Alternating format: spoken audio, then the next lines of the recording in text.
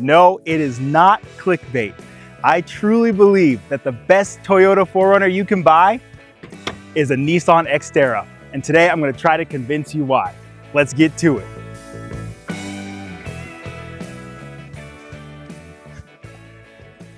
So, a little bit of backstory. Hot. A little bit of backstory before we actually get into all the nitty-gritty details. 10 years ago, I had a 2007 Nissan Xterra Off-Road Edition with the 6-speed manual, the rear locker, all the works. I bought it with 189,000 miles on it for $5,700. And it was just supposed to be a beat up truck while I drove my STI around during the summer. And I ended up driving it more than the STI. I ended up selling the STI because I was so into adventuring, and it got me so into camping that it kind of rewrote my brain. I had it for almost 5 years and loved it. And when I got to about almost 250,000 miles, I unfortunately had to let it go. And looking for a replacement for that truck is what led me to the FJ. And that led me to the Land Rover LR3, which I own for the last year. The Nissan Xterra is the truck that got me into off-roading. And so to come back full circle here, like it's very excited. It kind of almost feels like I'm home. So this, Doug DeMuro, no, just kidding.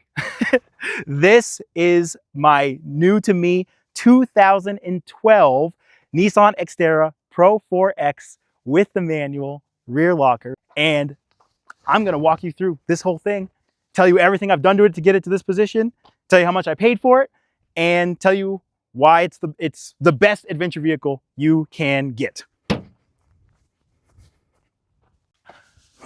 Ooh. Okay, so let's just tear this Band-Aid off. Start talking about why I think this is just the coolest 4Runner that you can buy.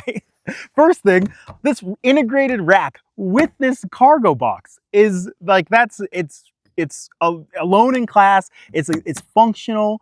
I got something to help me explain it. Oh, right here is the actual media kit from the 2nd gen release when they announced this truck. And inside has this cool media CD, has a bunch of pictures of like the release pictures of when they announced it and everything. But it has this book kind of talking about the truck. And the first line, the all-new Nissan Xterra continues the theme of the original. Everything you need and nothing you don't. That is the ethos of this truck. And that line carries through in the forums and the Reddit posts to this day. The people who know. This is a somewhat bare bones utilitarian truck that is made for adventure and adventure alone. It's to take you out in the woods, take you out into nature, and have your adventure. It's there for this explicit purpose, and I just think there's just nothing like it. Oh,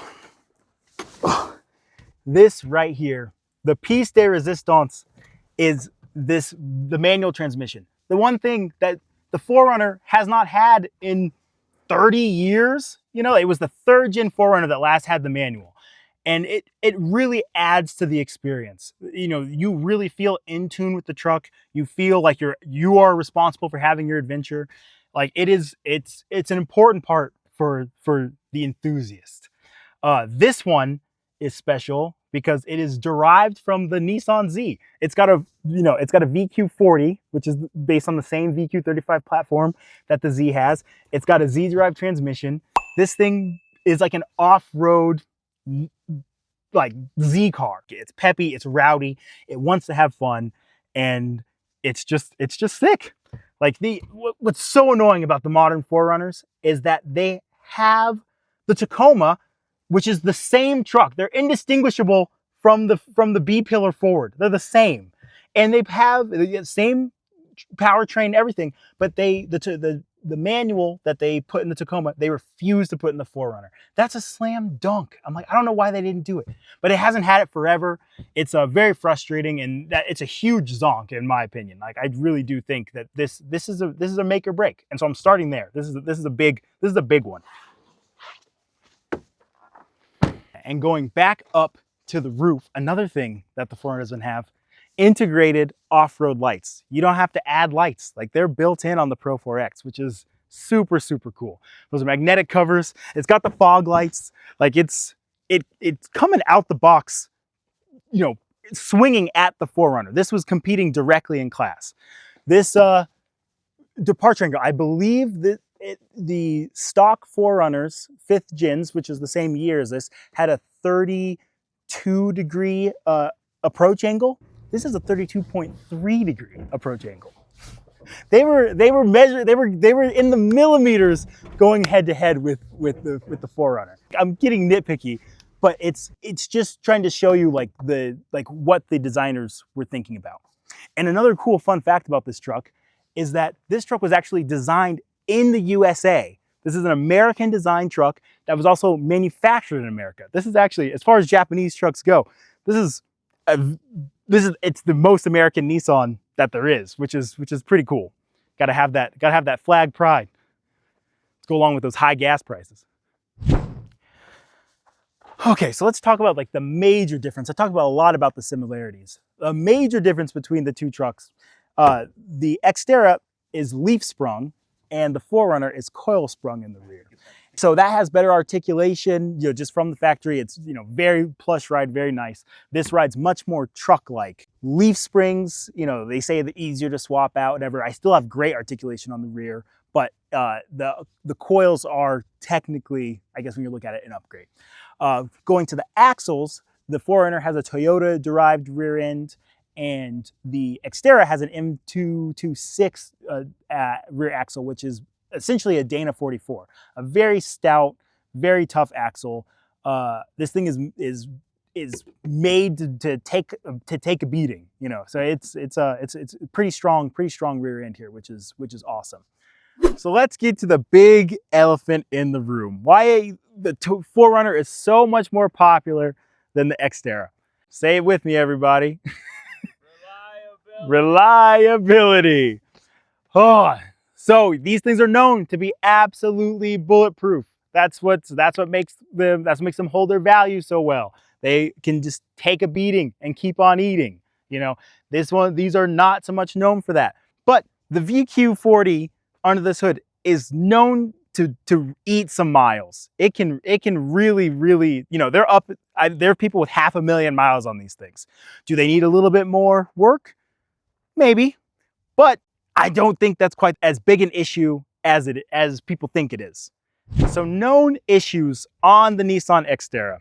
The biggest one that you'll see on the forums all over the place is the strawberry milkshake of death, or SMOD. And that's where a radiator cooler or transmission cooler into the radiator that leaks and kind of leaks back into the transmission and creates this strawberry foam that ruins kind of the whole truck. It was a very scary issue on the early model Xterras.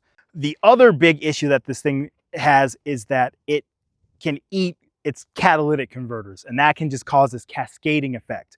Why does that happen? The sensors can go off and the coil packs can go out, and that can cause it to run richer. The catalytic converters are built into the headers right next to the engine. They get extremely hot, and when they're running rich and having all that raw fuel just dumping into them, it burns them out really bad.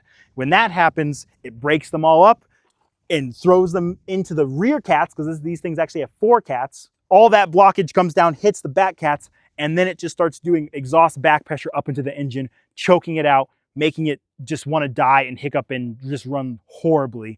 And if you take it to a dealership, that's 4 new catalytic converters is an expensive proposition, and that's what kind of jacks up a lot of these vehicles. How do I know all of this? That's what happened to my first one. I didn't have access to tools or anything. I didn't even have the ability. I didn't know back then how to fix it. And so they quoted me something like $4,000 to replace all that stuff. And I'd only paid $5,700 for the truck. And I was like, and it had 250,000 miles. I'm like, do I want to buy this truck again or just turn around and get an FJ? And I was like, FJ. So that's how that happened. I'm also familiar with it because that's what happened to this one. This one, the 2012 Pro 4X. 2012 is actually, this is now the newest car I've ever owned. This is 2012. But yeah, with 155,000 miles on it. And when we went to go test drive it at the dealership, it had that exact issue. They tried to like clear the codes and hide it, but this thing couldn't even get out of the parking lot, which led me to get a pretty good deal on it. They didn't really know what was going on. So they were throwing some parts at it. You know, when I actually got it home, opened it up, we figured out more, but I'll just get into everything that I did to kind of get it here, out here at the pit. Oh, so before we just kind of went through the whole thing, and we replaced all the coil packs, all the spark plugs. We replaced the camshaft sensors and the crankshaft sensor to just kind of refresh the whole front. We did that all with NGK plugs and all Hitachi brand sensors and coil packs, which is the OE manufacturer for this truck. So all new Nissan stuff for this truck. After doing all that, you know, you're like, well, it's still not breathing right. And so it's like, okay, we take apart the exhaust, and lo and behold, front cat failed, fallen into the back cat, sealed it up. I'll throw a picture up. It was horrible. So we had to smash out all the cats to get it to breathe right, to be able to drive home from Colorado down here. Well, that should be game, set, match. You know, Xterra loses. My 4Runner doesn't have any of those problems, you know. But that's where I'm going to push back. To replace all that stuff was, I think, right around $1,000. And I paid $6,000 for this truck. $7,000 to have all of this truck. And now it's all completely refreshed up top. And I'm not concerned. I'm ready to drive this thing to the end of the earth. That value proposition is crazy when you compare it to the 4Runner. Like this is so much truck that you get when you start dealing in 4Runner prices. Because let's talk about 4Runner prices. This goes head to head with the 5th gen 4Runner. If you get one similarly equipped with the trail teams, what became the TRD off-road and everything, that has the rear locker, it still has the V6, bulletproof V6 timing chain. This one, V6 timing chain. Those right now, similar age, similar mileage. The average price is like $25,000. $25K. I could buy this. I could fix everything wrong with it. I could put whatever I want on this thing. Full suspension, all the wheels and tires, the bumpers, everything. And I'm still going to be able to afford our new gas prices. It's meant to go head to head with the 4Runner. So it's the value proposition is huge. Now, the prices of these are all over the place because some people know what they have. They know how special they are. You can get the 2015 Pro 4X, very low miles. Like they will go up and start to kiss 20, but the vast majority of Xterras are going to be in the $3,000 to like $12,000 range, and that includes Pro 4X options.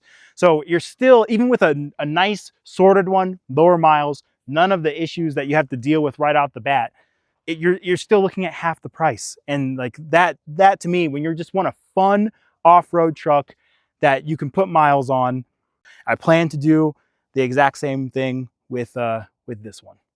Okay, so I know I've just said a lot, and that was all just one big formal invitation to come destroy me in the comment section. So before you do that, I did bring this here to talk about the real 4Runner that I actually think is the best Toyota 4Runner if you have to take the Nissan Xterra out of the running. And that is this 4th gen with the V8.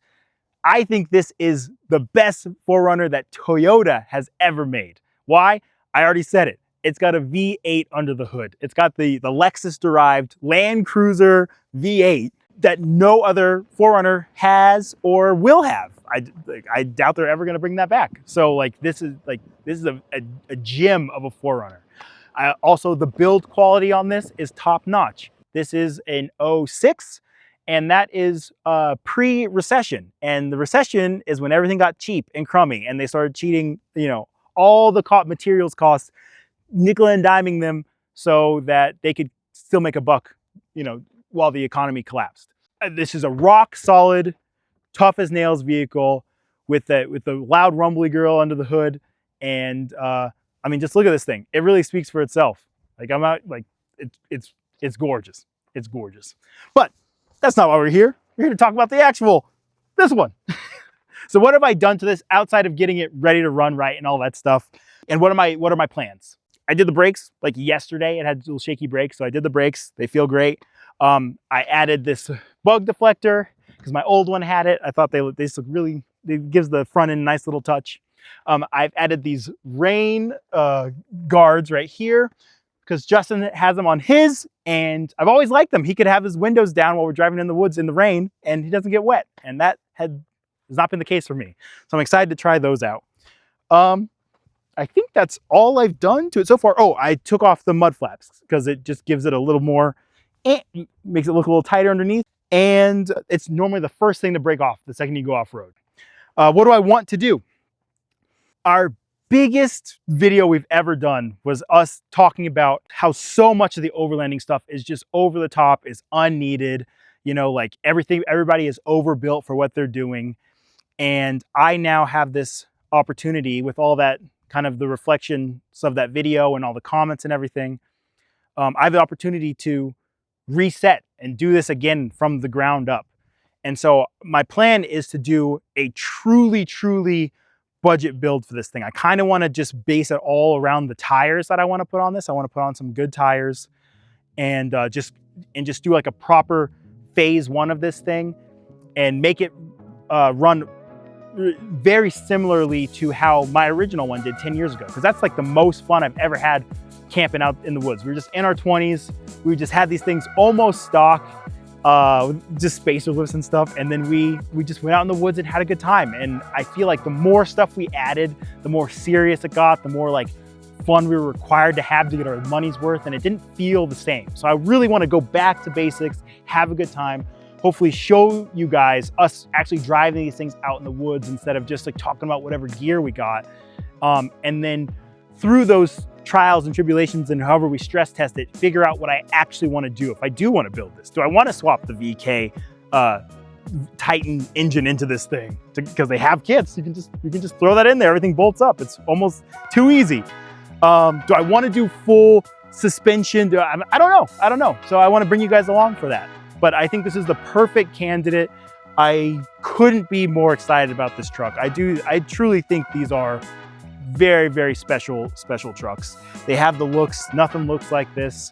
It's just bare bones. Everything you need, nothing you don't. So come fight me in the comments. 4Runner, or am I right? This is the best one. I'll let you tell me.